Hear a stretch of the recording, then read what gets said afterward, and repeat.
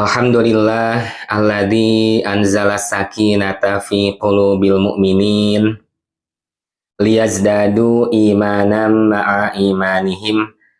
Asyhadu an la ilaha illallah wahdahu la syarikalah wa asyhadu anna Muhammadan abduhu wa rasuluh alladzi la nabiyya ba'dah, amma ba'du.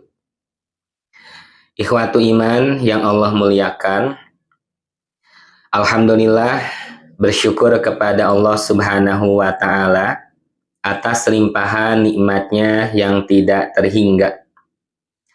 Terutama nikmat yang paling berharga, yaitu keimanan yang masih terjaga pada diri kita, sehingga kita semangat untuk thalabul ilmi, selalu berusaha untuk memperbaiki diri dalam menghamba kepada Allah Subhanahu wa Ta'ala. Pada kesempatan yang baik ini, kita akan melanjutkan pembahasan mengenai hadis Nabi Shallallahu Alaihi Wasallam, 3 perkara yang bila ketiga perkara itu ada pada diri kita, wajada halawatal iman, maka kita akan merasakan manisnya keimanan, akan merasakan kenikmatan dalam ketaatan, selalu terdepan dalam melakukan kebaikan, merasa khusyuk dalam beribadah, dan menjadikan akhirat sebagai prioritas utama dalam hidup kita.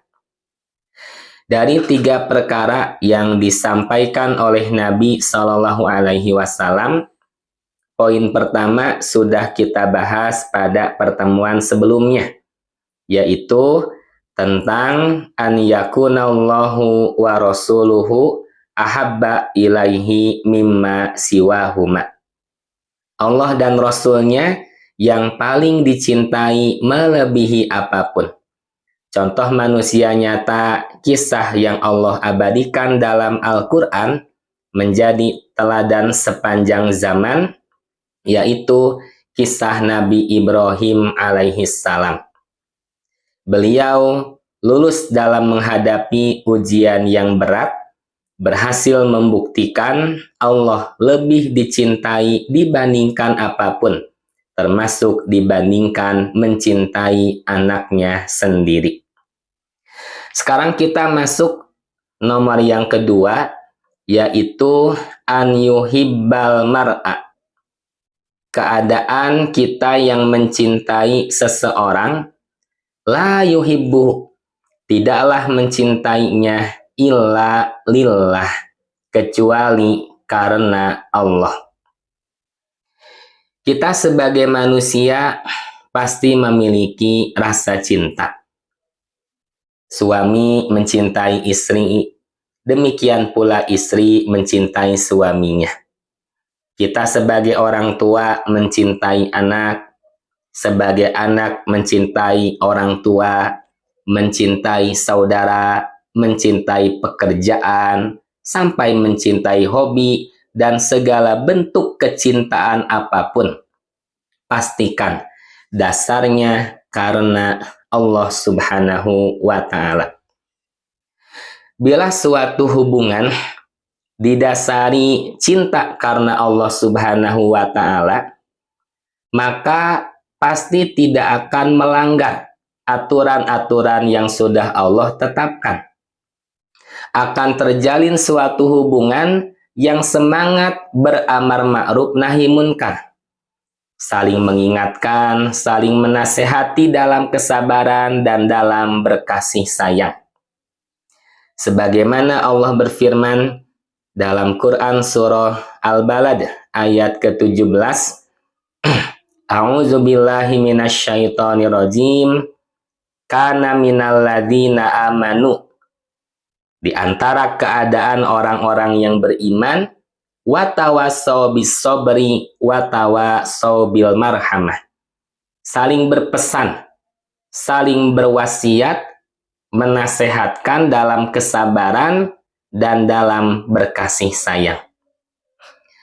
Seorang suami yang mencintai istri atas dasar karena Allah Subhanahu wa Ta'ala, ataupun sebaliknya istri yang mencintai suami atas dasar cinta karena Allah Subhanahu wa Ta'ala, maka tidak akan ditemukan kekhawatiran atau kecurigaan karena meyakini bahwa Allah yang selalu mengawasi. Suami yang mencintai istri karena Allah ataupun sebaliknya tidak akan menuntut suatu kesempurnaan, karena sungguh Allah menyatukan keduanya untuk saling menyempurnakan. Keadaan kita sebagai orang tua yang mencintai anak atas dasar karena Allah Subhanahu wa Ta'ala, maka benar-benar kita memposisikan anak sebagai amanah dari Allah yang menciptakan semuanya. Tidak akan kita sebagai orang tua memanjakan anak dengan segala sesuatu yang diinginkannya, sehingga tidak sedikit orang tua yang menghalalkan berbagai macam cara asalkan anak bahagia.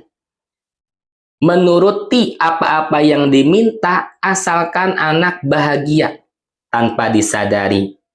Padahal bisa jadi hal itu menjerumuskan anak ke dalam kebinasaan dan kehancuran. Rasulullah Shallallahu Alaihi Wasallam bersabda terkait bagaimana peran kita sebagai orang tua yang mencintai anak atas dasar karena Allah Subhanahu wa Ta'ala. Nabi memerintahkan kita, muru auladakum, perintahkan oleh kalian, perintahkan anak-anak kalian untuk mengerjakan sholat ketika sudah umur 7 tahun. Wadribuhum, dan pukullah mereka ketika enggan untuk mengerjakan sholat ketika sudah berumur 10 tahun. Namun tentu saja perintah pukul di sini bukan untuk menyakiti, apalagi sampai menganiaya.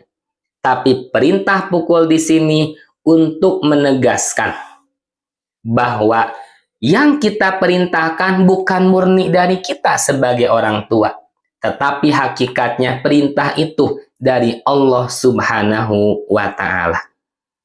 Ikhwatu iman yang Allah muliakan, itu diantara gambaran peran kita sebagai orang tua, peran yang berpasangan suami istri, pastikan mencintainya atas dasar karena Allah Subhanahu wa Ta'ala. Begitu pula kita mencintai apapun, sampai mencintai suatu hobi, mencintai pekerjaan, pastikan didasari karena Allah Subhanahu wa Ta'ala, sehingga semuanya tidak melanggar aturan Allah, semuanya menjadi perantara untuk kita mendapatkan keridhaan Allah Subhanahu wa Ta'ala.